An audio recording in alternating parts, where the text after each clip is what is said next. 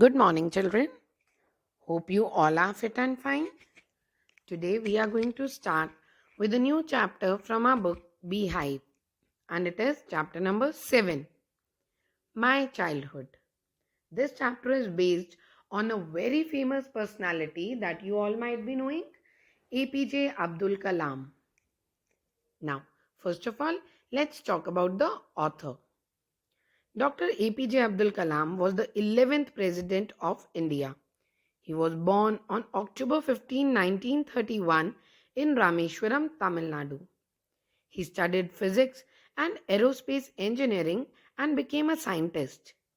He served the Defense Research and Development Organization and the Indian Space Research Organization for nearly 4 decades. He is known as the Missile Man of India. Kalam was very popular among the children. He often encouraged them with his high-powered philosophies. Besides, he was an excellent writer too. He passed away on July 27, 2015 due to cardiac arrest. Now, talking about the introduction of this chapter has been taken from the autobiography Wings of Fire of Professor APJ Abdul Kalam. He is one of the world's greatest scientists.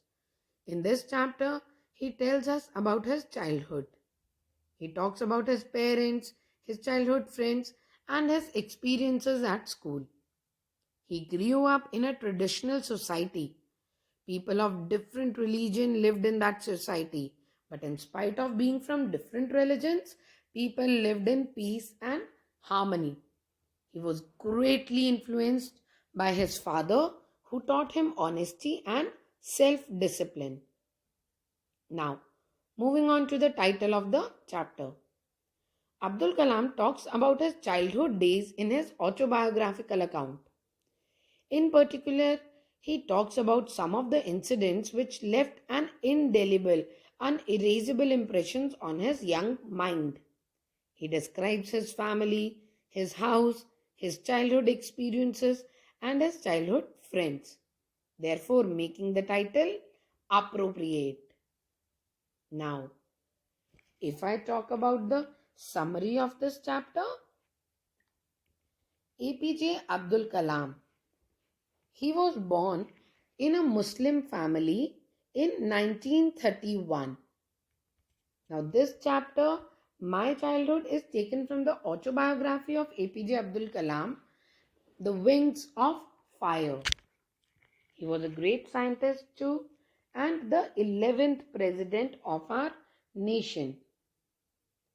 He was born in the island town of Rameshwaram, Tamil Nadu. In his childhood, he was greatly influenced by his family, his friends, his teachers.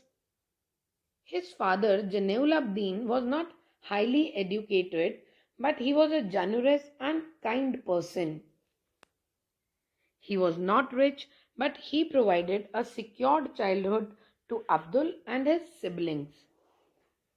Abdul inherited honesty and self-discipline from his father and faith in goodness and deep kindness from his mother. Would you believe that Kalam, he earned his first wages by working as a helping hand to his cousin Samsuddin, who used to distribute the newspapers in Rameshwaram.